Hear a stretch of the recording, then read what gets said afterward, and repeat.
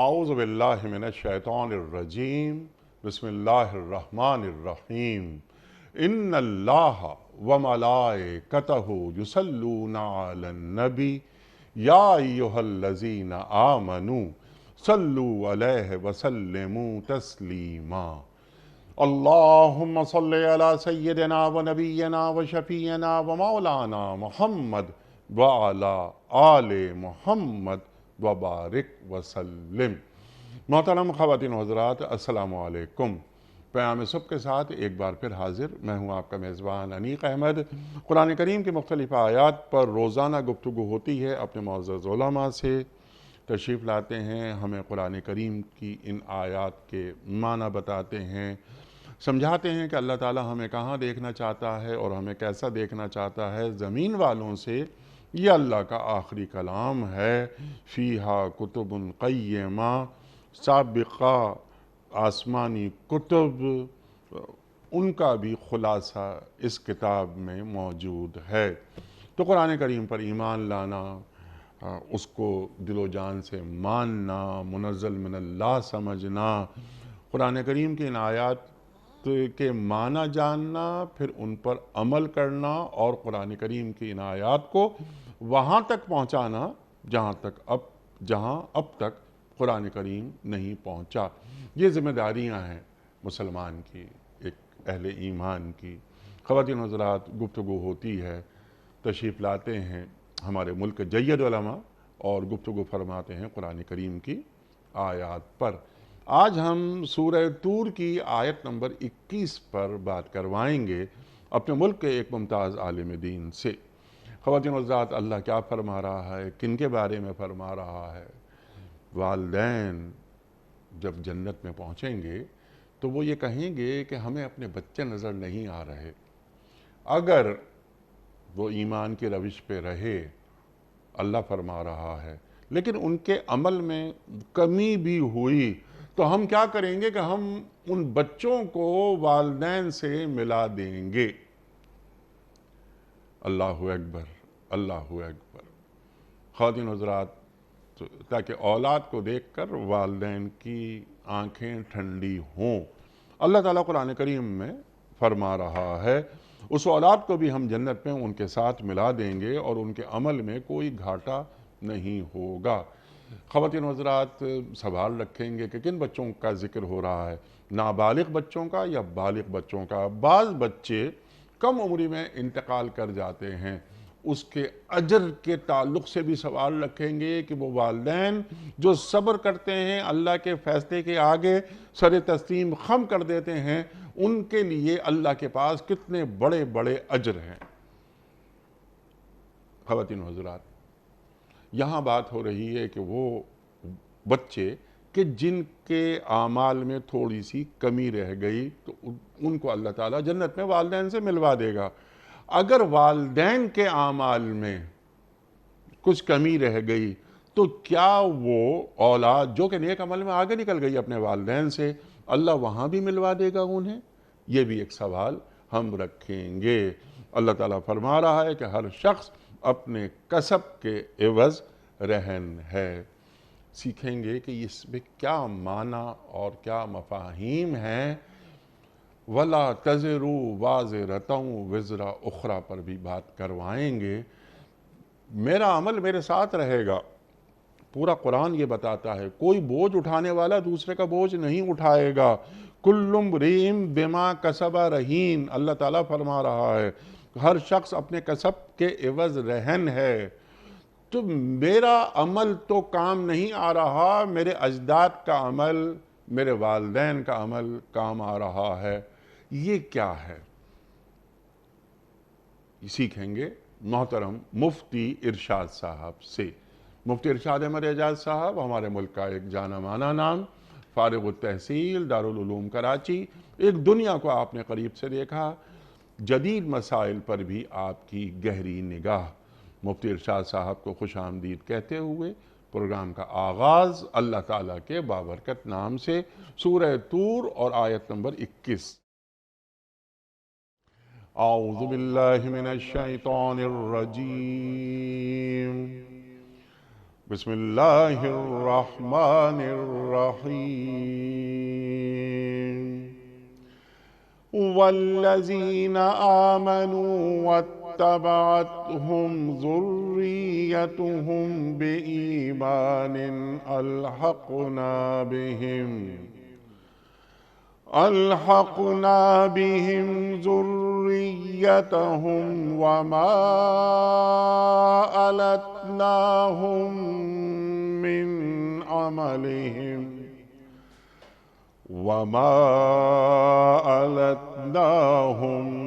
من عملهم من شيء كل امرئ بما كسب رهين صدق اللہ العظیم۔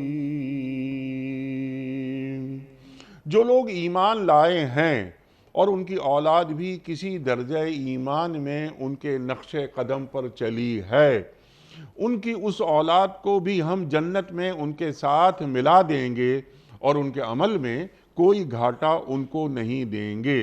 ہر شخص اپنے کسب کے عوض رہن ہے۔ صدق اللہ العظیم۔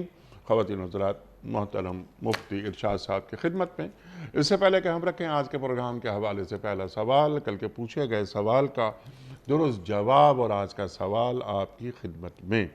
کل کا سوال ہمارا یہ تھا کہ حضرت ابراہیم علیہ السلام کو آگ میں ڈالنے کا ذکر قرآن کریم کی کس صورت میں آیا ہے؟ درست جواب سورہ انبیاء میں۔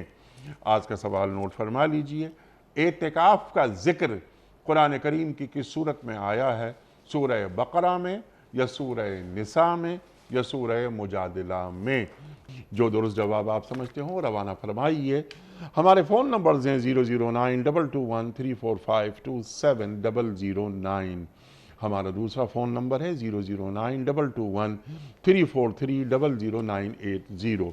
ہمارا ای میل ایڈریس ps@dunyatv.tv، ہمارا SMS کا نمبر 3031 اور ہمارا واٹس ایپ کا نمبر ہے 009232182509194۔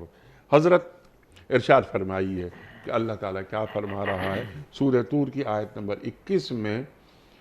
اولاد عمل ذرا کم ہے لیکن وہ ایمان پہ رہی، والدین کے نقش قدم پر رہی، اللہ تعالیٰ جنت کے دن ملا دے گا انہیں۔ ارشاد۔ بسم اللہ الرحمن الرحیم، نحمدہ و نصلی علی رسولہ الکریم، اما بعد۔ انیق صاحب، اللہ سبحانہ و تعالیٰ نے جو اپنی رحمت کے جن مظاہر کا ذکر آخرت کے بارے میں فرمایا ہے، ان میں سے ایک تو یہ ہے جس کا ذکر آپ نے فرمایا، ایک وہ ہے جس کا ذکر آپ نے انٹروڈکشن میں فرمایا کہ نابالغ بچے جو دنیا سے چلے جاتے ہیں۔ اسی طرح قرآن کریم میں 2-3 آیات اور ہیں جو ذرا مختلف مضمون کی ہیں، لیکن اس سے اللہ کی رحمت جھلکتی ہے۔ جیسے یہ فرمایا گیا کہ جن لوگوں نے بڑے بڑے گناہ کیے اور اگر وہ توبہ کر لیتے ہیں فَأُولَٰئِکَ يُبَدِّلُ اللَّهُ سَيِّئَاتِهِمْ حَسَنَاتٍ۔ اس پر بڑی گفتگو مفسرین میں کہ اللہ تعالیٰ گناہوں کو نیکیوں سے بدل دے گا، اس کا کیا مفہوم ہے؟ اگر ہم غور کریں تو ہمیں اندازہ ہوتا ہے کہ در حقیقت اللہ تعالیٰ اپنی رحمت کا بیان فرما رہے ہیں، اور اس آیت میں بڑی بشارت ہے، خوشخبری ہے۔ اور اللہ تعالیٰ یہ فرماتے ہیں کہ وہ لوگ جو کہ ایمان لائے اور نیک اعمال کیے، یعنی کہ ایمان کے تقاضے پورے کرتے رہے، تو اور یہ کیسے معلوم ہو رہا نیک اعمال کیے؟ کہ اگر جو آیت کا حصہ ہے وَمَا أَلَتْنَاهُم مِّنْ عَمَلِهِم مِّن شَيْءٍ سے مراد یہ ہے کہ ان کا ہم عمل کم نہیں کریں گے، یعنی اس کا مطلب ہے کہ انہوں نے بڑے اعمال ایسے کیے ہوئے ہیں جس کے نتیجے میں ان کے بڑے درجات ہیں، شہداء ہیں، اللہ کی راہ میں انسانوں کی خدمت کرنے والے ہیں، محدثین ہیں، قرآن کی حدیث کی خدمت کرنے والے ہیں، یعنی دین کے خدام میں جن کا شمار ہے۔ تو اللہ تعالیٰ یہ فرما رہے ہیں کہ ایسے جتنے بھی لوگ ہیں کہ جو ایمان لائے اور ان کی جو ذریات ہیں، ان کی اولادیں ہیں، وہ بھی ان کے ساتھ ان کے ایمان میں پیروی کرتی رہیں۔ چنانچہ آپ دیکھیں انیق صاحب کہ انبیاء کرام کو اپنی اولادوں کی فکر ہوتی تھی۔ حضرت یعقوب علیہ السلام کا مشہور واقعہ ہے، حضرت ابراہیم علیہ السلام کا واقعہ ہے۔ حضرت یعقوب علیہ السلام نے اولاد کو جمع کر کے کہا اپنے انتقال کے وقت کہ تم میرے بعد کس کی پرستش کرو گے؟ اللہ سبحانہ و تعالیٰ نے حضرت ابراہیم علیہ السلام سے کہا کہ ہم آپ کو امامت کا منصب دیتے ہیں، تو فوراً انہوں نے کیا فرمایا، ومن ذریتی۔ تو اس سے معلوم یہ ہوتا ہے کہ ذریت کے ایمان اور سلامتی اور اللہ کے حکم پر چلنے کی فکر کرنا یہ انسان کا ایک طبعی خاصہ ہے، تقاضا ہے۔ تو اللہ تعالیٰ ایسے لوگوں کو فرما رہے ہیں کہ جو لوگ نیک کام کرتے رہے، ایمان رکھتے رہے، اور ان کی اولادیں بھی ان کی پیروی کرتی رہیں، تو اللہ تعالیٰ فرماتے ہیں کہ ہم ان کو جو ایک بڑا انعام دیں گے، جو آنکھوں کی ٹھنڈک پہنچانے والا انعام ہے، وہ یہ ہے کہ ان کی اولاد کو ان کے ساتھ جوڑ دیں گے۔ اس کی تشریح بہت زیادہ مفسرین نے گفتگو کی، لیکن ایک نقطے پر سب کا اتفاق ہے کہ اس سے مراد جو سمجھ میں آتی ہے وہ یہ ہے کہ ایک شخص ہے جو کہ مومن ہے، بہت بڑا اللہ کے دین کا سپاہی تھا، دین کی اس نے خدمت کی، انسانیت کی خدمت کی، علم کے رخ پر کی، کسی بھی رخ پر کی، اور جسے ہم کہتے ہیں کہ وہ اولیاء اللہ میں ان کا شمار ہے، بڑے لوگوں میں سے۔ اللہ اکبر۔ ان کی اولاد ہے جو ان کے مرتبے والے اعمال نہیں کر پائی، لیکن من حیث المجموع وہ ایک نیکی کے راستے پر ہے، ایمان لائے، اللہ کے راستے، اللہ کے حکم پر عمل کیا، ان میں سرکشی نہیں ہے، بغاوت نہیں ہے، تو شاید جنت میں ان کا درجہ ایک بہت ہی نچلا ہو، لیکن اللہ تعالیٰ اپنے فضل و کرم سے یہ انعام کے طور پہ ماں باپ کو، ان کو والدین کو عطا فرمائیں گے کہ آپ کے نیک اعمال کا ایک بدلہ اللہ آپ کو یہ بھی دے رہا ہے کہ وہ اولاد جس کے بارے میں انسان ہمیشہ طبعاً فکر مند ہوتا ہے کہ میں اگر یہاں بیٹھا ہوں راحت کی جگہ پہ تو میری اولاد کہاں ہے، تو اللہ تعالیٰ اگر وہ نچلے درجے میں ہوں گے، ان کے اعمال شاید اس درجے میں آنے کے قابل نہیں بھی ہوں، تو اللہ ماں باپ کو ان کو انعام کے طور پہ ان کو ان کے ساتھ ملا دے گا، تاکہ ان کی آنکھوں کو ٹھنڈک حاصل ہو فطری طور پر۔ اور اس بات کے اندر انیس صاحب جیسے بہت ساری بشارتیں ہیں، جس میں دو باتیں ہمیں ذہن میں رکھنی چاہیے۔ نہ تو اس کے اندر کوئی ایسا کھلا پروانہ دیا جا رہا ہے کہ نیک لوگوں کی اولادیں جو چاہیں کرتی پھریں، یہ پروانہ نہیں مل رہا جیسے ہمارے ہاں بعض لوگوں کا خیال ہے کہ اگر ہمارے آباء و اجداد بڑے تھے نیک تو ہم جو بھی کرتے پھریں، کیونکہ ایک حدیث شریف میں نبی کریم صلی اللہ علیہ وسلم نے اس بات کی طرف اشارہ فرما دیا ہے کہ آپ نے فرمایا کہ اگر کسی شخص کے اعمال اس کو ڈھیلا کر دیں، من بطأ بہ عملہ لم یسرع بہ نسبہ، اگر کسی کے اعمال اس کو ڈھیلا کر دیں، اس کو سست رو بنا دیں، تو پھر اس کا نسب اس کے کام آ کر اس کو تیز رو نہیں کر سکے گا۔ تو اس سے ایک مراد یہاں پر یہ ذہن میں رکھنی چاہیے، اس سے مراد یہ ہے کہ وہ لوگ، اللہ تعالیٰ نے مختلف طبیعتوں صلاحیتوں والے لوگ پیدا کیے، سارے تو اولیاء اللہ نہیں ہوتے، سارے اعمال میں بہت آگے نہیں ہوتے، تو مراد یہ ہے کہ باپ ماں اولاد جو بڑے ہیں وہ بڑے لوگوں میں سے تھے، اولیاء اللہ میں سے تھے، ان کی اولاد اس درجے کی نیک نہیں ہے، اس درجے کے اعمال نہیں ہے، درجے میں کم ہے۔ یہ مراد نہیں کہ وہ فاسق فاجر ہیں، گمراہ ہیں، حرام کام کرتے ہیں، لوگوں میں لوٹ مار کرتے ہیں، لیکن تصور یہ ہے کہ ہم بچیں گے۔ تو اللہ سبحانہ وتعالیٰ نے اس تصور کی تو جگہ جگہ نفی فرمائی ہے۔ یہود و نصارہ کا یہی تصور تھا، نحن ابناء اللہ و احباؤہ۔ یہ اسی طریقے سے تو اللہ سبحانہ وتعالیٰ نے ایک جگہ تو صاف صاف فرما دیا، لیس بامانیکم ولا امانی اہل الکتاب، جھوٹی امیدیں باندھ کر مت بیٹھنا۔ اور اسی طرح انہوں نے کہا تھا لن تمسنا النار الا ایاما معدودۃ، ہمیں تو آنکھ تھوڑے دینے کے لیے اللہ تعالیٰ جلائے گا، پھر ہم تو ہیں ہی بخشائے۔ اللہ تعالیٰ نے فرمایا تھا تلک امانیہم، یہ امیدیں۔ تو ایک بات ہمیں ذہن میں یہ رکھنی چاہیے کہ اس سے مراد اللہ سبحانہ و تعالیٰ اس بات کی ترغیب نہیں دے رہا کہ تم بس سب کچھ چھوڑ چھاڑ کے ڈھیلے پڑ جاؤ۔ ہمارے ہاں بعض ایسی باتیں سننے کو ملتی ہیں بعض لوگوں میں، کہتے ہیں کہ جی ہمارے بزرگ یہ کر گئے، یا ہمارے پیر صاحب یہ کر گئے، یا فلاں کر گئے، بس اب ہم کچھ کریں نہ کریں ہمارا سب کچھ ہو جائے گا۔ یہ تصور نہیں ہے، ہمارا دین اس کی تلقین نہیں دیتا۔ نبی کریم صلی اللہ علیہ وسلم سے ایک صحابی نے عرض کیا تھا کہ میں آپ کے ساتھ جنت میں چاہتا ہوں، آپ کی رفاقت، آپ نے فرمایا تھا کہ کثرت سجود سے میری مدد کرو۔ سبحان اللہ۔ یعنی مراد یہ تھی کہ تم ایک راستے پر چلتے رہو۔ ان صحابی کو کہہ دیا کثرت سجود کرو، ہو سکتا ہے کہ کوئی اللہ کی راہ میں خرچ کر کے کرے۔ مراد یہ تھی کہ تم اللہ تک پہنچنے کے جو راستے ہیں، چاہے وہ عبادت کے ذریعے ہو، خدمت خلق کے ذریعے ہو، تبلیغ کے ذریعے ہو، تعلیم کے ذریعے ہو، جتنے بھی اللہ نے راستے رکھے اس پر چلتے رہو، تاکہ کل کلا اگر تمہارے حق میں سفارش کرنی پڑے یا کہنا پڑے تو اللہ سبحانہ و تعالیٰ، حدیث شریف میں آتا ہے کہ میرے پاس حوض کوثر پہ کچھ لوگ لائے جائیں گے، اور جب میں ان کو پانی پلانے کی کوشش کروں گا تو ان کو دور کر دیا جائے گا، کہا جائے گا کہ اللہ کے نبی آپ کو نہیں معلوم کہ یہ لوگ پیچھے کیا کر کر آئیں۔ اس سے معلوم یہ ہوا کہ بعض لوگ ایسے ہوں گے کہ نام اعمال ان کے اتنے خراب ہوں گے کہ جب اللہ کے نبی صلی اللہ علیہ وسلم ان کو حوض کوثر پہ پانی پیش کرنا چاہیں گے تو ان کو روک دیا جائے گا کہ آپ ان کو مت دیں، ان لوگوں نے ایسے. اس سے ہمیں ایک مجموعی طور پہ جو تصور ملتا ہے دین کا وہ یہ ملتا ہے کہ دین کے راستے پر، مجموعی ہدایت کے راستے پر اگر ایک شخص چل رہا ہے، اس کے اعمال میں کمیاں ہیں، کوتاہیاں ہیں، لیکن ٹھیک ہے. جیسے قرآن کریم میں نے اس کے لیے ایک تعبیر کی ہے ایک جگہ پہ کہ خلطوا عملا صالحا وآخر سیئا، کچھ نیک اعمال بھی ہیں، کچھ گناہ بھی ہیں، اس درجے کا آدمی نہیں ہے، کچھ خطائیں بھی سرزد ہوئی ہیں. تو اللہ تعالیٰ ماں باپ کے بڑے عظیم درجے کی وجہ سے ماں باپ کو ایک انعام عطا فرمائیں گے کہ اچھا چلو تمہیں ہم نے یہ دیا، جنت دی، سب کچھ دیا، یہ منصب دیا، یہ مرتبہ دیا، لیکن طبعی طور پہ تمہاری آنکھوں میں ٹھنڈک جب پڑے گی جب تمہاری اولاد تم سے آ کے جڑ جائے. آج ہم تمہیں یہ بھی انعام دیتے ہیں. تو یہ اصل میں اس آیت کا مفہوم یہ ہے. مراد اس سے یہ نہیں ہے کہ انسان ایک کھلی چھٹی لے کے بیٹھ جائے کہ میں جو چاہے کروں، میں تو نیک ماں باپ کی اولاد ہوں. اور اس سے مراد یہ بھی نہیں ہے کہ انسان سست پڑ جائے کہ چلو ہمارے ماں باپ ہے تو صحیح تو ہم تھوڑے سے کام کریں. نہیں، اس سے مراد یہ ہے کہ ہم کیوں نہ کوشش کریں کہ ہماری اولاد ہمارے ذریعے آگے آئے. ہر ایک کو ترغیب ہے. وہی والی بات ہے کہ انسان یہ سوچے کہ بھئی میرے اعمال اتنے زیادہ ہوں کہ میں دوسروں کی شفاعت و نجات کا سبب بنوں. جیسے کہ بعض روایت میں آتا ہے کہ جو شخص شہید ہوگا وہ کئی لوگوں کی شفاعت کرے گا، جو حافظ قرآن ہوگا وہ کئی لوگوں کی شفاعت کرے گا، جو ماں باپ نیک ہوں گے وہ اولاد کو اوپر لانے کا سبب بنیں گے. تو اللہ کی طرف سے مہربانیاں ہیں، انعامات ہیں، بہانے جسے ہم کہتے ہیں کہ اللہ تعالیٰ چاہتا ہے کہ زیادہ سے زیادہ لوگ جائیں. یہ اس کا بیان ہے، اور یہ ایک بہت بڑی بشارت ہے نیک صاحب کہ اگر ایک انسان اپنے آپ کو کوشش کر کے صحیح راستے پر رکھتا ہے اور اس کے ماں باپ نیک کاروں میں سے ہیں، تو اللہ تعالیٰ سے امید ہے کہ اپنی اعمال کی کوتاہی کے باوجود اللہ تعالیٰ قیامت میں ان کو ملا دے گا.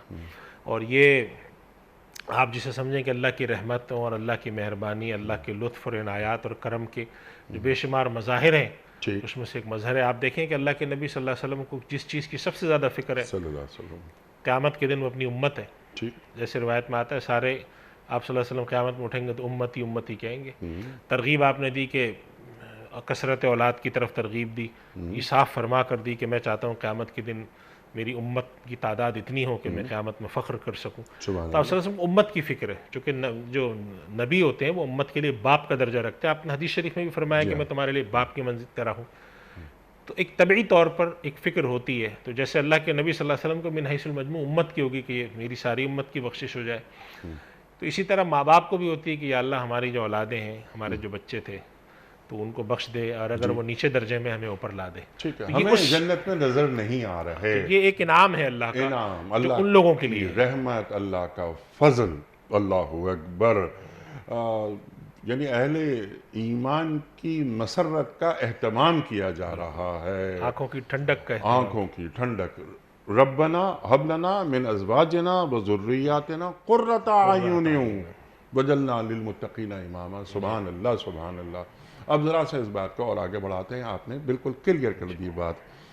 میں نے انٹرو میں ایک بات یہ بھی رکھی تھی کہ اگر اولاد کے اعمال، نیک اعمال یعنی وہ بلند ہوں اور والدین کے اعمال کسی وجہ سے کم رہ گئے، تب بھی اللہ تعالیٰ والدین کو اولاد سے ملا دے گا اور والدین کو مقام بلند پر فائز کر دے گا. بظاہر انیق صاحب ایسا لگتا ہے کہ اس آیت میں تو اس بات کی وضاحت نہیں ہے، لیکن معلوم یہ ہوتا ہے کہ من جانب اللہ ایسا انعام بھی دیا جا سکتا ہے کوئی اس میں، اس لیے کہ ماں باپ کا جو تعلق اولاد کے ساتھ ہوتا ہے چونکہ اس میں قوت زیادہ ہوتی ہے تو اس کا بیان زیادہ ہے، لیکن اولاد کا تعلق بھی ماں باپ سے ہوتا ہے. اور ہم صحابہ کرام رضوان اللہ علیہ مجمعین کے حالات کو دیکھتے ہیں. آج بھی بہت سارے ایسے لوگ ہیں جن سے ملتے ہیں تو وہ بسا اوقات ان کی تمنا ہوتی تھی کہ ہمارے والدین مسلمان ہو جاتے. یعنی بہت سارے ایسے لوگ آج بھی ملتے ہیں. ایک آدھ ہمارے ساتھی ہیں کچھ ایسے کہ وہ ان سے پوچھا آپ کی بڑی خواہش کہتے ہوئے کہتے ہیں کہ ہمارے والدین مسلمان ہو جائیں. وہ مسلمان تھے تو ان کی رغبت اس طرف ہے. تو اولاد بھی اگر نیک صالح ہوتی ہے تو اس کو اپنے ماں باپ کی فکر ہوتی ہے. جیسے حدیث شریف میں آتا ہے کہ ایک شخص ماں باپ کا نافرمان ہوتا ہے لیکن ماں باپ کے مرنے کے بعد وہ ان کے لیے مستقل دعائیں کرتا رہتا ہے، حتیٰ کہ اللہ تعالیٰ کے اس کو نیکوکار لکھ لیا جاتا ہے. یعنی ماں باپ کا فرما بردار شمار کیا جانے لگتا ہے، حالانکہ زندگی میں نافرمان رہا. تو علماء نے لکھا ہے کہ ماں باپ کے فرما بردار اگر ایک شخص زندگی میں نہیں رہا، ان کو تکلیف پہنچاتا رہا اور ان کے انتقال کے بعد وہ چاہتا ہے کہ اس کا شمار اللہ کے یہاں نیک اور فرما بردار اولاد میں ہو تو ان کے لیے دائمی طور پہ دعا کرے. تو اس سے ہمیں یہ بھی سبق ملتا ہے کہ جیسے ماں باپ کو اولاد کی فکر ہوتی ہے اولاد کو بھی ہوتی ہے، تو امید ہے کہ اگر اولاد اس درجے کی ہوگی تو اللہ سبحانہ و تعالیٰ، اگر جیسے روایت میں آتا ہے کہ قرآن کریم کی آیت بھی وَلَكُمْ فِيهَا مَا تَشْتَهِي أَنفُسُكُمْ، اگر ایک شخص ہے وہاں کسی چیز کی تمنا کرتا ہے تو اللہ کی طرف سے انعام کے طور پہ ملے گی، تو ممکنہ طور پر اللہ تعالیٰ یہ نام بھی عطا فرما سکتے ہیں، اس میں کوئی ایسے کوئی ممانعت وہی، نہیں لیکن لگتی۔ اللہ تعالیٰ کا فضل اور اللہ تعالیٰ کی رحمت، بالکل، تو اگر یہ بات تو انیق صاحب ہمیں ذہن میں بٹھا لینی چاہیے۔ اللہ کے نبی صلی اللہ علیہ وسلم نے اس بات کی طرف اشارہ فرمایا ہے، ہر شخص کے بارے میں فرمایا کہ ہر شخص اللہ کے فضل سے ہی جنت میں جائے گا۔ سبحان اللہ، اپنی صاحبزادی حضرت فاطمہ رضی اللہ تعالیٰ عنہ سے کہا تھا، یعنی اس سے معلوم ہے کہ جنت میں جو داخلہ ہے وہ اللہ کے فضل پہ موقوف ہے۔ تو اس وجہ سے اس میں تو کوئی شک و شبہ نہیں ہے کہ اللہ تعالیٰ جنت میں اگر کسی کو ڈالتا ہے، کسی کو بھیجتا ہے، جہنم سے بچاتا ہے، تو وہ اس کا فضل ہے، اس کی طرف سے ملنے والی مغفرت ہے۔ اور ظاہر سی بات ہے کہ انسان اللہ کے فضل کو جتنا زیادہ چاہتا ہے وہ لینا چاہتا ہے، ٹھیک، اس کی خواہش ہوتی ہے کہ مجھے یہ بھی ملے، مجھے یہ بھی ملے، مجھے یہ بھی ملے، تو یہ اسی کی طرف اشارہ ہے۔ اور اس میں ایک تھوڑا سا ایک اور چیز کی طرف بھی اشارہ ہے کہ انسان کو جب اللہ کی طرف سے بڑی نعمتیں ملیں تو ان نعمتوں کو اس طرح سے کوشش کرنی چاہیے کہ جو سب کو ملے۔ ایک صحابی کے بارے میں روایت میں آتا ہے، وہ بدو دیہاتی صحابی تھے، ایک مرتبہ مسجد نبوی آئے، وہ نماز پڑھی، انہوں نے کے بعد انہوں نے دعا کی کہ یا اللہ تو مجھ پر اور اپنے نبی صلی اللہ علیہ وسلم پر خوب رحمت نازل فرما، لیکن ہمارے علاوہ کسی اور پہ مت نازل فرما۔ تو آپ صلی اللہ علیہ وسلم نے نماز کے بعد ان کو بلایا، صلی اللہ علیہ وسلم، کہنے لگے کہ بھائی تم نے اتنی بڑی چیز کو اتنا کوتاہ کر دیا۔ وہ ایک ظاہر سیدھے سادے بہت ہی دیہات کے رہنے والے ثابت تھے، تو ان کے ذہن میں یہ تھا کہ بھائی اتنی ساری رحمت ہے اللہ کی، اگر سب کو تقسیم ہوگی تو کوئی خدا نخواستہ کم نہ پڑ جائے، تو یا اللہ مجھے ملے اور آپ نبی کو ملے، کسی کو نہ ملے۔ ٹھیک، اس سے معلوم یہ ہوا کہ جب اللہ کی نعمتیں روحانی طور پر عطا ہوتی ہیں، چاہے وہ درجات کی بلندی کی ہوں، تو اولاد کے لیے اپنے سب کے لیے مانگنی چاہیے، اس سے ثابت ہوتا ہے۔ اور میں نے جیسا عرض کیا تھا کہ انبیاء کرام کی سنت ہے کہ جب اللہ کی طرف سے ان کو کوئی دینی انعام ملتا تھا تو وہ اپنی اولاد کے لیے ضرور مانگتے تھے۔ سبحان حضرت ابراہیم علیہ السلام نے اس کے لیے مانگا، جیسے ہی اللہ نے امامت کی، انہوں نے کہا وَمِن ذُرِّيَّتِي۔ اسی طریقے سے حضرت یعقوب علیہ السلام نے بھی آخر میں بالکل اس بات کو یقین دلانے کی کوشش کی کہ بھئی میرے بعد تم کس میں اس پہ رہو گے۔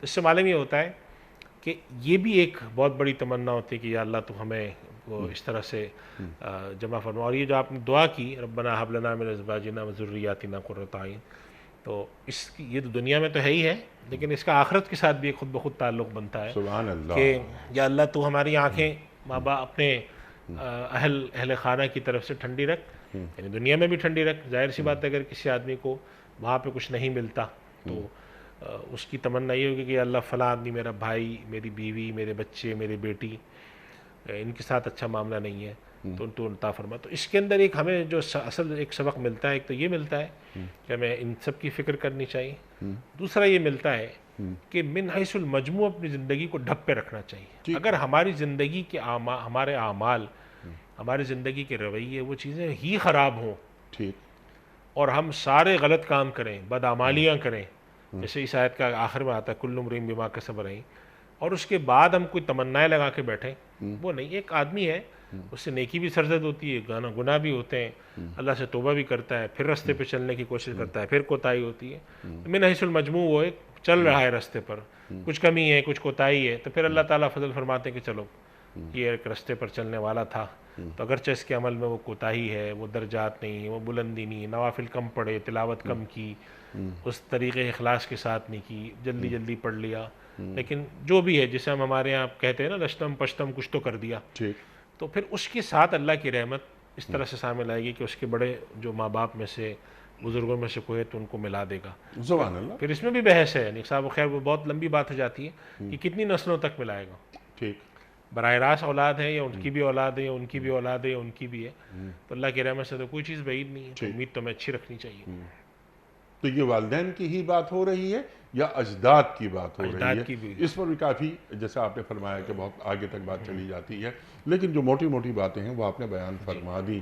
میں نے ایک سوال یہ بھی رکھا تھا کہ ایک بالغ اولاد اور ایک نابالغ اولاد، آپ یہ بھی فرما دیجئے کہ بعض اوقات یہ ہوتا ہے کہ شیرخوار بچے ہیں یا کم عمر بچے وہ ہیں، نابالغ بچے ہیں، وہ دنیا سے چلے جاتے ہیں، ان کا انتقال ہو جاتا ہے، والدین صبر کرتے ہیں، وہ شیرخوار بچے اور وہ نابالغ بچے جب والدین کو اگر ان کی بدعمالیوں کی وجہ سے جہنم کی طرف لے جایا جا رہا ہے، تو وہ بچے کس طرح اپنے والدین کو چھڑاتے ہیں؟ حدیث یہ جو آیت ہے اس میں اندر تو بظاہر معلوم ہوتا ہے اس سے مراد بالغ اولاد ہے، چونکہ ٹھیک عمل ٹھیک آپ جس بات کی طرف اشارہ فرما رہے ہیں یہ بڑی ایک دلچسپ حدیث ہے، اور ہمارے لیے تو بڑی امید ہے اس میں۔ وہ حدیث اس کے لیے قرآن، اس کے لیے کس طرح حدیث میں استعمال ہوئی ہے، فرط کہتے ہیں اس کو۔ چنانچہ بچہ جب مر جائے چھوٹا نابالغ تو اس کے لیے دعا بھی کی جاتی ہے، اللہم اجعلہ لنا فرطن۔ فرط کا مطلب جو حدیث شریف میں آتا ہے ایک لفظ ہے فرط، فے رے تو، تو اس کا مطلب یہ ہوتا ہے کہ اس کو ہمارے لیے ایک ذخیرہ اور شفاعت کرنے والا بنا۔ تو حدیث شریف میں آتا ہے کہ جو چھوٹے بچے ہوں گے، شیر خوار ہے، نابالغ بچے، جی یہ ظاہر سے معصوم ہوتے ہیں، جی تو جب قیامت کے دن ان کو جنت میں رکھا جائے گا، تو ان کے ماں باپ اگر ایسے اعمال نہیں ہوں گے تو یہ آ کے ان سے چمٹ جائیں گے، جیسے بچہ نہیں پاؤں پکڑ لیتا جی ہے ہاں اور ان کو کھینچ کر روایت میں آتا ہے کہ وہ جنت مل جائیں گے، تو اللہ تعالیٰ اس مہربانی سے، کمال شفقت سے ان کو بھی جنت میں داخل کر دے گا۔ چنانچہ روایت میں آتا ہے کہ نبی کریم صلی اللہ علیہ وسلم جب یہ روایت صلی اللہ علیہ وسلم۔ بیان فرمائی تو ایک صحابی نے کھڑے ہو کر عرض کیا کہ یا رسول اللہ، ہر کسی کا تو ایسا نہیں ہوتا کہ اس کے شیر خوار بچے دنیا سے چلے جائیں، تو اگر کسی کے پاس فرط یعنی اس کو جنت میں کھینچ کر لے جانے والا نہ ہو تو وہ کیا کرے گا قیامت کے دن؟ تو پھر آپ صلی اللہ علیہ وسلم نے فرمایا تھا کہ انا فرط من لا فرط اللہ، جس کو کوئی جنت کھینچ کے لے جانے والا شیر خوار بچہ نہ ہو تو اس کے لیے میں ہوں گا۔ اللہ اکبر، اللہ یہ اکبر، بڑی ہمارے لیے ایک امید افزا۔ امید افزا بات ہے اللہ کے نبی صلی اللہ علیہ وسلم کی شفاعت۔ اور علماء کرام نے ان تمام روایات کو دیکھتے ہوئے ایک خاص بات جو فرمائی ہے وہ یہ فرمائی ہے کہ اس طرح کی جتنی روایات ہیں، جیسے یہ روایت ہے، یا ایک بعض روایت میں آتا ہے کہ اللہ کے نبی صلی اللہ علیہ وسلم نے جیسے فرمایا کہ جس شخص نے کلمہ پڑھا وہ جنت میں جائے گا، ان تمام روایات سے یہ مفہوم نہیں نکالا جا سکتا یا یہ نہیں سمجھنا چاہیے کہ اعمال بے وقت ہیں۔ جی بعض لوگ یہ سمجھتے ہیں کہ ہمیں کیا ہے، ہمیں تو سفارش مل جائے گی، نہیں، اعمال بے وقت نہیں ہیں۔ ان الذین آمنوا وعملوا الصالحات جگہ جگہ یہ فرمایا۔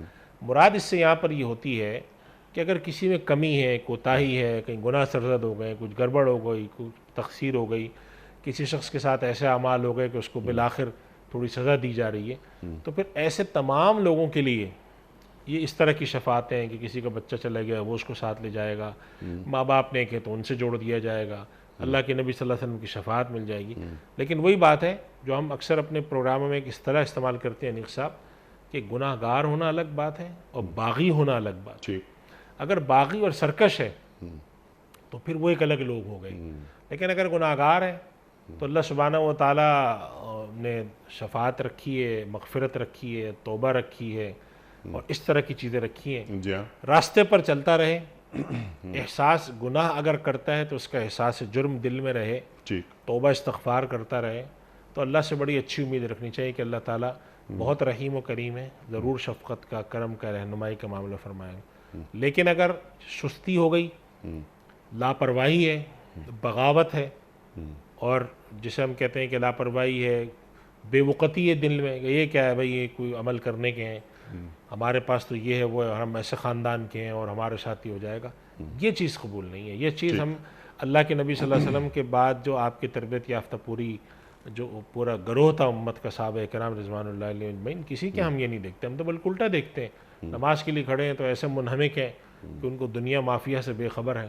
تو اس درجے کی جو چیز ہے وہ اصل چیز ہے، ٹھیک، کوتاہی ہو جاتی ہے تو اللہ تعالیٰ اس طریقے سے، جسے ہم کہتے ہیں اللہ کی رحمت بہانے ڈھونڈتی ہے، تو ان میں سے ایک ذکر آج اس کی تفسیر ہوا ہے۔ سبحان اللہ، سبحان اللہ، سبحان اللہ۔ اس سے پہلے کہ ہم یعنی آیت کا جو آخری حصہ ہے کہ ہر شخص اپنے کسب کے عوض رہن ہے، یہ اللہ تعالیٰ فرما رہا ہے۔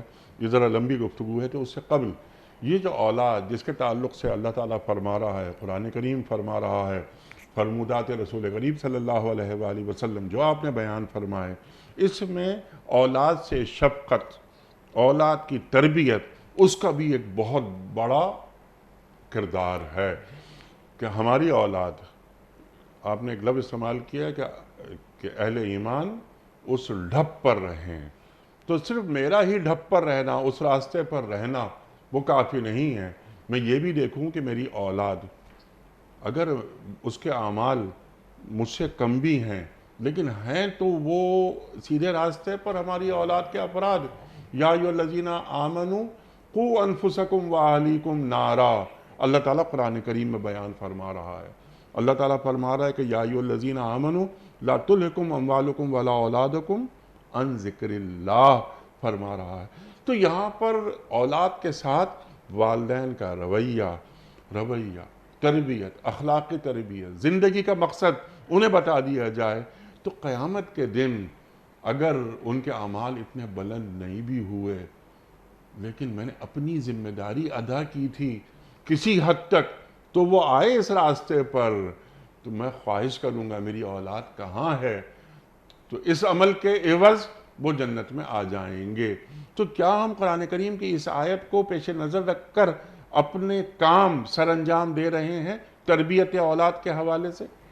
انیق صاحب، یہ بات اس لیے بہت اہم آپ نے فرمائی کہ میں نے جیسے شروع میں بھی عرض کیا کہ اس آیت سے دراصل ترغیب ہے کہ انسان عام طور پہ ذرا پست ہمت ہو جاتا ہے دیکھ کر کے سامنے والا جو میرے سامنے رول ماڈل ہے وہ اتنا بڑا ہے جی کہ شاید میں اس تک تو نہیں پہنچ پاؤں گا۔ صحابہ کرام کے ہم حالات بیان کرتے، صحابہ کرام تو بہت بڑی ہستیاں تھیں۔ آج ہم پاکستان کے قیام کے وقت جو ہمارے رہنما تھے، آج جب ہم ان کا ذکر کرتے ہیں تو لوگ کہتے ہیں بھائی وہ تو بہت بڑے فرشتہ لوگ تھے، ہم ان کو فالو نہیں کر سکتے۔ تو انسانی طبیعت میں بعض دفعہ یہ کسل مندی پیدا ہوتی ہے کہ بھائی جو آپ نے میرے سامنے رول ماڈل رکھا ہے اس کو تو میں فالو نہیں کر سکتا، لہذا شیطان دل میں کیا ڈالتا ہے کہ پھر کچھ بھی مت کرو۔ تو ایک اس طرف ترغیب ہے کہ یہ مت سوچنا، راستے پر رکھو اور کوشش کرتے رہو، چلتے رہو، کمی ہوتی ہے، کوتاہی ہوتی ہے، جانے دو اس کو۔ لیکن اگر تم ایک صحیح طور و طریق پر رہے، راستے پر رہے، تو اس راستے کے نتیجے میں اللہ تعالیٰ تمہارا ساتھی کرے گا۔ اب سوال یہ ہے کہ یہ لوگ کیسے راستے پر رہیں، تو یہ وہ سوال ہے جو آپ نے کیا ہے، کوئی ان کو سکھائے گا تو راستے پہ ہوں گے نا۔ اگر اولاد کی تربیت آپ نے ایسی کی، حرام حلال کی تمیز سکھائی، فرائض کا سکھایا، اخلاقیات سکھائیں، تو بسا اوقات انیق صاحب یہ دیکھا ہے کہ بعض دفعہ اولاد اگر ادھر ادھر بھی کھسکتی ہے تو ایک وقت آتا ہے کہ وہ ضرور راستے پر آتی ہے۔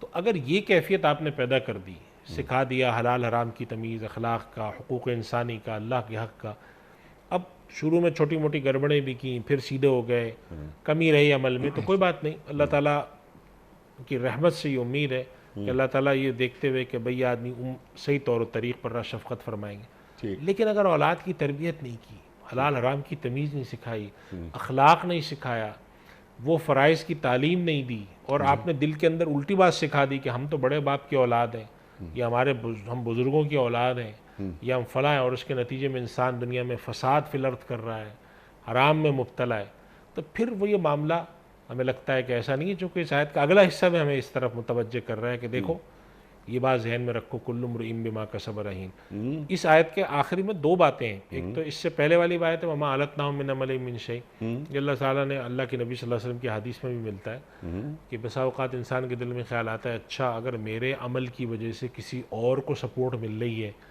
میرے عمل کی وجہ سے کوئی اور آ رہا ہے، تو ایسا تو نہ ہو میرا ہی درجہ کم ہو جائے کہ چلو بھائی تمہارا درجہ اوپر تھا تو ایسا کرتے ہیں ہم تمہیں تھوڑا نیچے کر دیتے ہیں، تھوڑا ان کو اوپر کر دیتے ہیں، تو اللہ تعالیٰ فرمایا نہیں۔ اچھا حدیث میں بھی ایسا ملتا ہے بہت سارے مضامین میں کہ اللہ کی رحمت یہ ہے کہ اللہ تعالیٰ یہ نہیں کرے گا، اتنا بادشاہ ہے وہ کہ ایسے چھوٹے موٹے سودے نہیں کرے گا وہ۔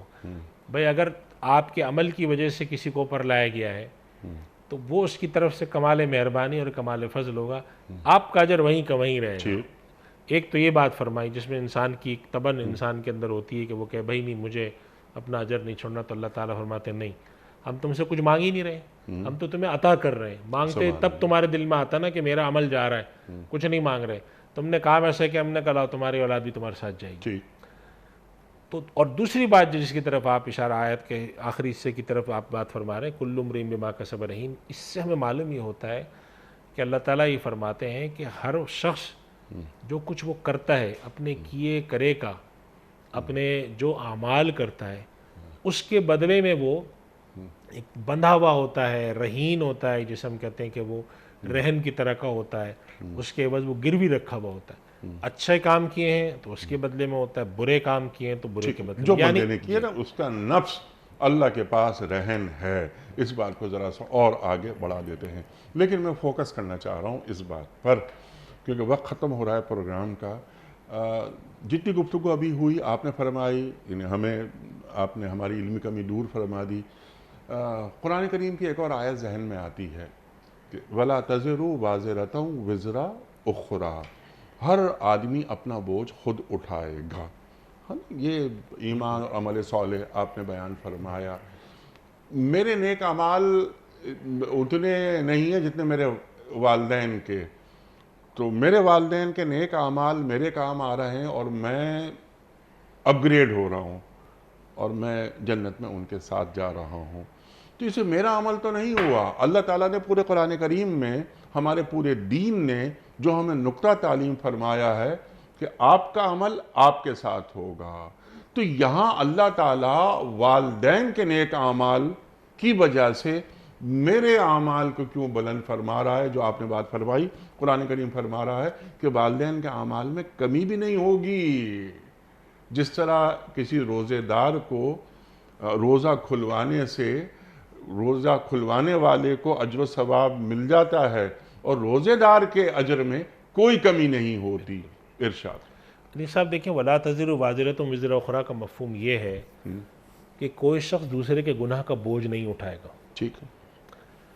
یعنی کہ پرانے وقتوں میں مشرکین مکہ اور یہ سب بھی کہا کرتے تھے، آج کے دور میں بھی، کہ بھائی تم یہ کام کرو، تمہارا ذمہ میرا ہے. ٹھیک. تو اللہ تعالیٰ نے کہا ایسا کچھ نہیں ہے، ہر آدمی اپنے عمل کا بوجھ اٹھائے گا. یہاں پر جی اللہ سبحانہ و تعالیٰ جو بات ارشاد فرما رہے ہیں وہ اپنی عطا کی بات کر رہے ہیں کہ ہم اپنے فضل سے عطا کریں گے. ایسا نہیں ہے کہ یہ لوگ خود جا کر جو ہیں وہ اس طرح کی کوئی بات کریں. یعنی ولا تزر وازرۃ میں برائی کا بوجھ اٹھانے والی بات ہے. اور یہاں پر اللہ سبحانہ و تعالیٰ نیک اعمال کی وجہ سے جو عطا فرما رہے ہیں یہ اس کا ذکر ہے. ہر شخص اپنے عمل کے ساتھ بندھا ہوا ہے. یعنی کہ اصول یہی ہے. قرآن کریم میں اللہ سبحانہ و تعالیٰ نے اصول بیان فرمائے. جیسے آپ دیکھیں قرآن کریم اللہ تعالیٰ فرماتے ہیں للہ ما فی السماوات و ما فی الارض، کہتے ہیں کہ آگے فرماتے ہیں یغفر لمن یشاء و یعذب من یشاء، جس کو چاہے بخش دے، جس کو چاہے سزا دے دے، یہ اس کا اختیار ہے. تو اللہ سبحانہ و تعالیٰ اس اصول کے تحت بات فرما رہے ہیں کہ ہر شخص اپنے نامہ اعمال، اپنے کیے کرائے کی وجہ سے، اپنے عمل کی وجہ سے ایک طرح سے وہ بندھا ہوا ہوتا ہے، گروی رکھا ہوا ہوتا ہے، اور جو اس نے کیا ہے اس کے بدلے میں اس کو ملنا. اصول تو یہی ہے. اب اللہ تعالیٰ اس کے ساتھ کوئی فضل کا معاملہ فرما دے، اس کے بڑوں کی نیکی کام آ جائے، کسی کی دعا کام آ جائے، اللہ کی فضل کی رحمت کام آ جائے، اس کا کوئی استغفار کام آ جائے، وہ اس کی عطا ہے. اور اصول یہ ہے انیق صاحب کہ انسان قانون اور ضابطے پر چلنے کا پابند ہے. انسان اس چیز پر نہیں چل سکتا. اللہ تعالیٰ فرماتے روزہ رکھو تو روزہ رکھنا ہے. اللہ تعالیٰ فرماتے نماز پڑھو تو نماز پڑھنی ہے. لیکن ایک آدمی نماز چھوڑتا ہے اور اللہ تعالیٰ اس کو بخش دیتا ہے، یہ اس کی مشیت ہے. لیکن میں نماز چھوڑ کر یہ توقع رکھوں تو دین یہ نہیں سکھاتا.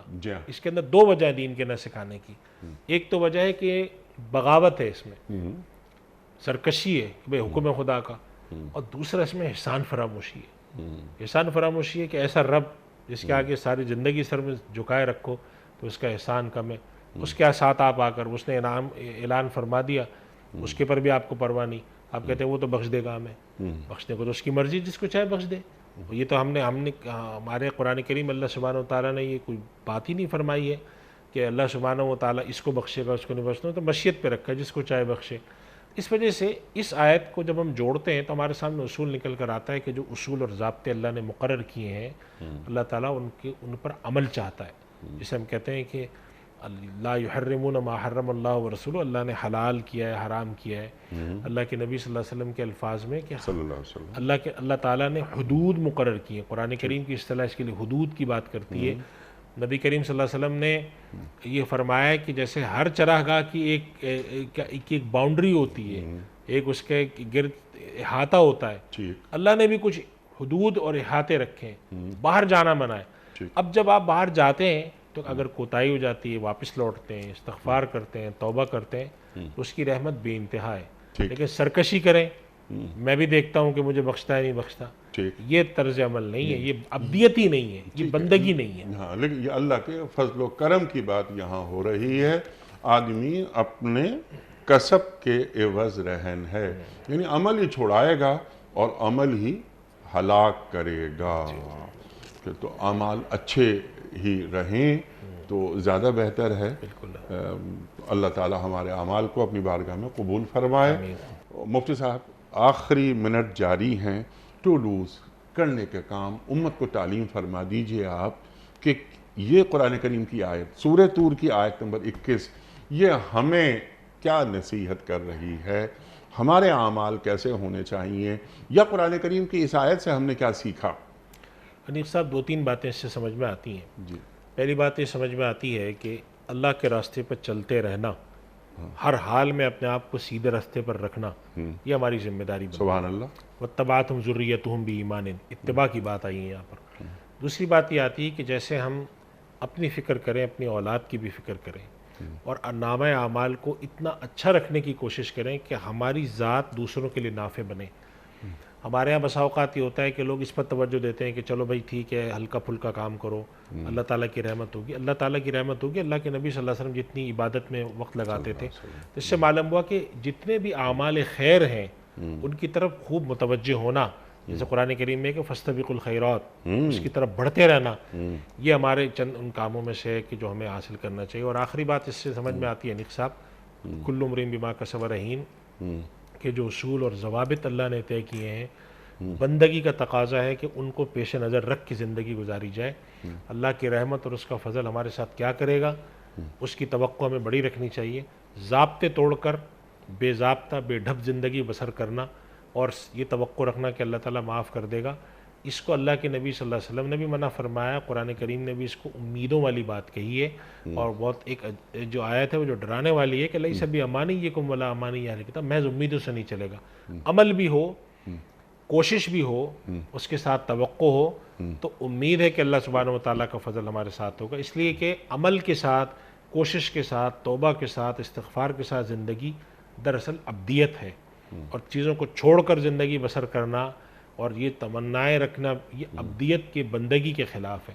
تو اللہ کو بندگی پسند ہے، اگر انسان کی زندگی میں مجموعی طور پر غلبہ ہے بندگی کا، تو اللہ تعالیٰ اس کے ساتھ شفقت کا، رحمت کا، کرم کا معاملہ فرمائیں گے۔ بہت سارے طریقے ہیں جس کے ذریعے اللہ کی رحمت متوجہ ہوگی، ان میں سے ایک یہ بیان ہوا۔ لیکن اگر زندگی کے اندر کوئی قرینہ نہیں ہے، سلیقہ نہیں ہے، بغاوت ہے مزاج کے اندر، اور صرف امیدیں لگا کے بیٹھے ہیں، تو اس چیز سے ہمیں منع کیا گیا ہے۔ ہمارا دین اس چیز کی طرف نہیں کہتا کہ امیدیں لگا کے بیٹھے رہو اور کام کچھ نہ کرو۔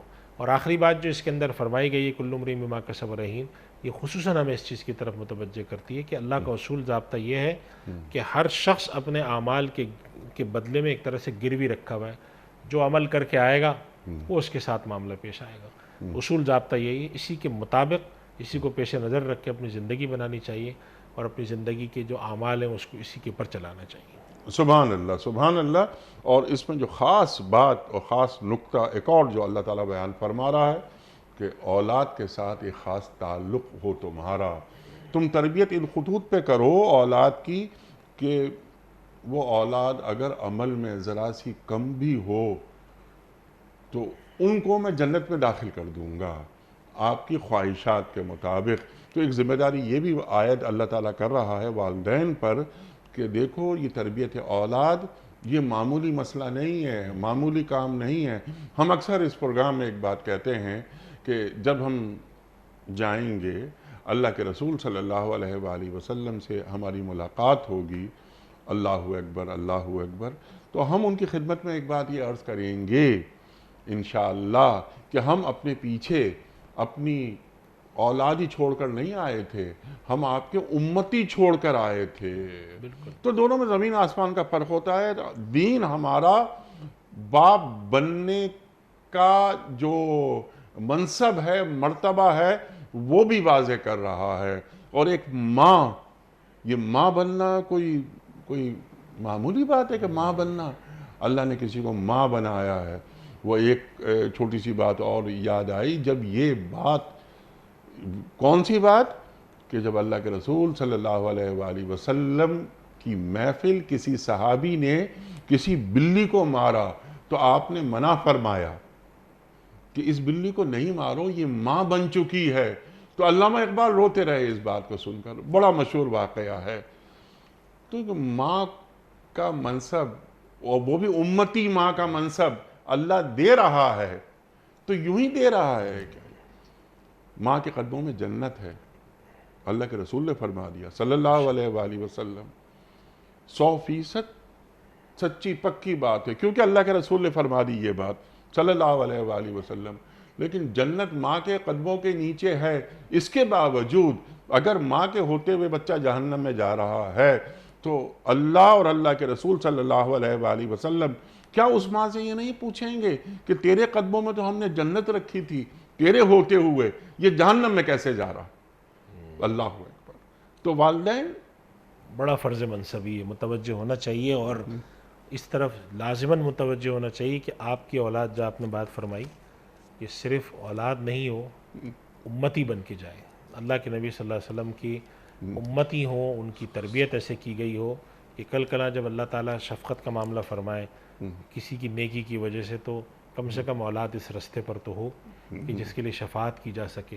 یہ شفاعت بھی ایسے شخص کے لیے کی جائے گی کہ جو اہل ہو شفاعت کا۔ ہمارے یہاں ہمارے بڑے کہا کرتے تھے کہ دین سے معلوم ہوتا ہے کہ شفاعت اس کے لیے ہے جو شفاعت کا اہل ہو۔ جب شفاعت کا اہل نہیں ہے تو اللہ کے نبی صلی اللہ علیہ وسلم نے بعض منافقین کی نماز جنازہ جب ادا فرمائی تو اللہ تعالیٰ نے منع فرما دیا کہ آپ ان کی نماز مت ادا کریں، اس لیے کہ آپ نے، اللہ تعالیٰ نے یہ تک فرما دیا کہ اگر آپ ان کے لیے 70 مرتبہ بھی استغفار کریں گے تو اللہ ان کو نہیں بخشے گا۔ اس کی وجہ یہ ہے کہ آپ اگرچہ اپنی کمال شفقت اور رحمت سے چاہتے ہیں کہ نرمی کا معاملہ ہو، مگر یہ آپ کے دشمن اور اللہ کے باغی تھے، لہٰذا یہ اہلیت سے باہر چلے گئے۔ تو نبی صلی اللہ علیہ وسلم جیسی برگزیدہ ہستی کی شفاعت ان کے کام اس لیے نہیں آ رہی کہ اللہ تعالیٰ نے کہہ دیا تم نبی کی شفاعت کے بھی قابل نہیں ہو۔ تو ہمیں اس دائرے میں رکھنا چاہیے کہ ہمیں اللہ کی رحمت، چاہے وہ اعمال کی وجہ سے متوجہ ہو، اس کے اپنے فضل کی وجہ سے ہو، شفاعت نبوی کی وجہ سے ہو، لیکن ہم اس دائرے میں تو ہوں، اس دائرے اسی سے باہر نکل کم از کم اپنی اولاد کی تربیت کر جائیں۔ ہمارے اور آپ کے گھروں میں، محلوں میں، معاشروں میں کیا ہوتا تھا، اب وہ سننے کو نہیں ملتی یہ بات کہ ارے یہ کس کی اولاد ہے، ارے یہ کس کے بیٹے ہیں، بلکہ یہ کس کے پوتے پوتیاں ہیں، ارے اس گھر کے ہیں، یہ تو بڑے بہت تربیت یافتہ ہوں گے، ان کا تعلق اس خاندان سے ہے، اس خاندان میں بچوں کی تربیت کا خاص خیال رکھا جاتا ہے، انہیں حلال و حرام کی تمیز ان کے پاس ہے، ان کو مقصد زندگی کا پتہ ہے، انہیں زندگی گزارنا آتا ہے، یہ اس گھر کے بچے ہیں، اور انہیں یہ اس گھر کے بچے نہیں ہیں، ان کے والدین نے تربیت نہیں کی اولاد کی، تو خاندان سے اولاد کی شناخت ہو جاتی تھی کہ یہ کس خاندان کا بچہ ہے۔ آج معاملات کچھ سے کچھ ہو گئے۔ آپ کا بہت شکریہ، آپ تشریف لائے مفتی صاحب، ہمیشہ آپ سے سیکھتے ہیں، آج بھی ہم نے آپ سے بہت سیکھا۔ خواتین و حضرات، بقیہ مکمل ہوا ہمارے آج کے پروگرام کا، بہت ساری باتیں مفتی صاحب نے تفصیلاً عطا فرما دیں تو انہیں ہم ریپیٹ نہیں کر رہے۔ کوئز، کل کا سوال ہمارا یہ تھا کہ حضرت ابراہیم علیہ السلام کو آگ میں ڈالنے کا ذکر قرآن کریم کی کس صورت میں آیا ہے؟ درست جواب سورہ انبیاء میں۔ آج کا سوال نوٹ فرما لیجئے، اعتکاف کا ذکر قرآن کریم کی کس صورت میں آیا ہے؟ سورہ بقرہ میں، سورہ نساء میں یا سورہ مجادلہ میں؟ جو درست جواب آپ سمجھتے ہوں روانہ فرمائیے۔ ہمارے فون نمبرز ہیں 0092213452709، ہمارا دوسرا فون نمبر ہے 009221343000980، ہمارا ای میل ایڈریس ps@dunyatv.tv، ہمارا SMS کا نمبر 3031، اور ہمارا واٹس ایپ کا نمبر ہے 009232182509194۔ مفتی صاحب ایک پرچی نکال کر اعلان فرما دیجئے، آج کے ونر کون ہیں؟ آج کے ونر ہیں محمد بلال اشفاق صاحب، اور یہ سرگودا سے ہیں۔ محمد بلال اشفاق صاحب سرگودے سے آپ کی خدمت میں دنیا ٹی وی کی جانب سے دینی کتب پر مشتمل گفٹ ہیمپر آپ کے گھر بذریعہ کوریئر روانہ کیا جا رہا ہے۔ آپ کو بہت بہت مبارک ہو۔ اختتام ہوتا ہے پیام صبح کا روزانہ ایک قول پر، اور وہ قول ہوتا ہے صاحب نہج البلاغہ امیر المومنین حضرت علی مرتضیٰ کرم اللہ وجہہ کا۔ آپ فرماتے ہیں سب سے سخت گناہ وہ ہے جسے انجام دینے والا ہلکا سمجھے، سب سے سخت گناہ وہ ہے جسے انجام دینے والا ہلکا سمجھے۔ اللہ اکبر۔ اپنے میزبان انیق احمد کو کل تک کے لیے اجازت دیجیے۔ خدا حافظ۔